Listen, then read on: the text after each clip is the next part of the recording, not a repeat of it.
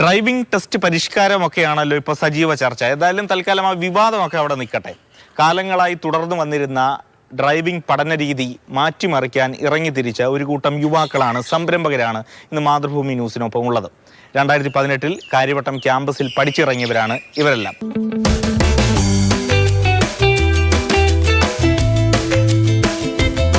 മറ്റ് ഡ്രൈവിംഗ് സ്കൂളുകൾ പഠിപ്പിക്കുന്നത് നിങ്ങളുടെ ഒരു രീതിയും തമ്മിലുള്ള വ്യത്യാസം എന്താണ്? ഡ്രൈവിംഗ് സ്കൂളിൽ ഇപ്പം പോകുന്നത് എന്തിനാണ്? നമുക്ക് ലൈസൻസ് എടുക്കാനെന്നാണ് എല്ലാവരും പറയാം. അത്രേ ഉള്ളൂ. നമ്മൾ ഡ്രൈവിംഗ് പഠിപ്പിക്കാനാണ് നമ്മളടുത്ത ആൾക്കാർ. നമ്മൾ ആദ്യം അവരെ പിക്ക് ചെയ്യും. നമ്മുടെ മൊബൈൽ ആപ്പ് ത്രൂ ആണ് ബുക്കിംഗ് എടുക്കുന്നത്. അപ്പോൾ നമ്മൾ അവരുടെ ലൊക്കേഷനിൽ പോകും. ട്രെയിനവർ ലൊക്കേഷനിൽ പോയി പിക്ക് ചെയ്തിട്ട് തിരിച്ച് ഞങ്ങളുടെ ഈ ട്രാക്കിലോട്ട് വരും. അപ്പോൾ ഈ ട്രാക്കിൽ വരുന്ന വഴിക്ക് അവരെ നമ്മൾ ആദ്യം പാസഞ്ചർ സീറ്റിൽ ഇരുത്തിയിട്ട് ബ്രേക്കിംഗ് പഠിപ്പിക്കും. റൈറ്റ് ലെഗിൻ്റെ ഹീല് തറയിൽ വെച്ചിട്ട് ടോ വെച്ച് ബ്രേക്ക് പെഡൽ സ്ക്യൂസ് ചെയ്യണം.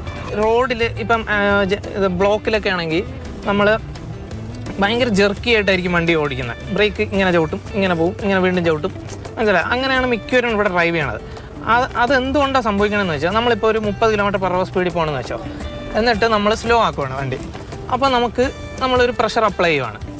അത് കഴിഞ്ഞ് ഈ വണ്ടി 30-ൽ നിന്ന് കുറഞ്ഞ് 10-ആയി, 5-ആയി, 4-ആയി അങ്ങനെ നിൽക്കും. അപ്പോൾ ഈ 30-ൽ അപ്ലൈ ചെയ്ത പ്രഷർ 5 വേണ്ട.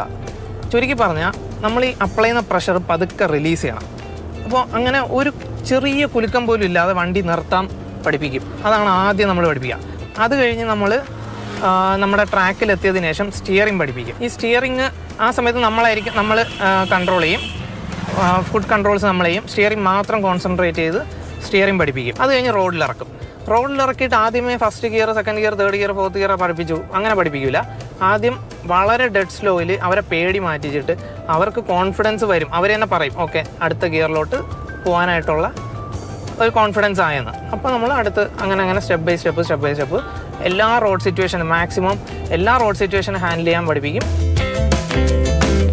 ഞാൻ വേറൊരു കമ്പനിയിൽ വർക്ക് ചെയ്തുകൊണ്ടിരുന്നപ്പം ഞങ്ങൾ ഒരു ആപ്പ് ഉണ്ടാക്കി. അതായത് ലേണേഴ്സിന് പ്രിപ്പയർ ചെയ്യാൻ വേണ്ടിയിട്ടുള്ള ഒരു ആപ്പ്. അപ്പോൾ അത് ആപ്പിന് ഏകദേശം 50,000+ ഡൗൺലോഡ്സ് വന്നു. അപ്പോൾ അങ്ങനെ അത്രയും ഡൗൺലോഡ്സ് വന്നപ്പോൾ നമുക്ക് ഇതിലൊരു സ്കോപ്പ് തോന്നി. അങ്ങനെ പിന്നെ നമ്മൾ അതിനെ കുറച്ചുകൂടി ഇമ്പ്രൂവ് ചെയ്തിട്ട് ഡ്രൈവിംഗ് സ്കൂൾസ് മാനേജ്മെൻറ്റ് സോഫ്റ്റ്വെയർ ആക്കി. ഡ്രൈവിംഗ് ലൈസൻസ് ഉള്ള 70% ആൾക്കാർക്കും ഡ്രൈവ് ചെയ്യാൻ അറിഞ്ഞൂടാ. അങ്ങനെയാണ് നമ്മൾ ഈ ഒരു ഐഡിയയിലോട്ട് വന്നത്. അപ്പോൾ നമ്മൾ പ്രോപ്പർ ഡ്രൈവിംഗ് ഒരു ഗ്ലോബൽ സ്റ്റാൻഡേർഡിൽ ഡ്രൈവിംഗ് പഠിപ്പിക്കുന്ന ആരും ഉണ്ടെന്ന് തോന്നുന്നില്ല ഇവിടെ. അപ്പോൾ ആ ഒരു സ്റ്റാൻഡേർഡിൽ ഡ്രൈവിംഗ് പഠിപ്പിക്കുക, അത് മാത്രമാണ് നമ്മുടെ ലക്ഷ്യം. അല്ല ലൈസൻസ് എടുത്തു കൊടുക്കുന്നത് ലൈസൻസ് ഉള്ളവരാണോ ഇല്ലാത്തവരാണോ അതൊന്നും നമ്മുടെ കൺസിഡറേഷൻ അല്ല.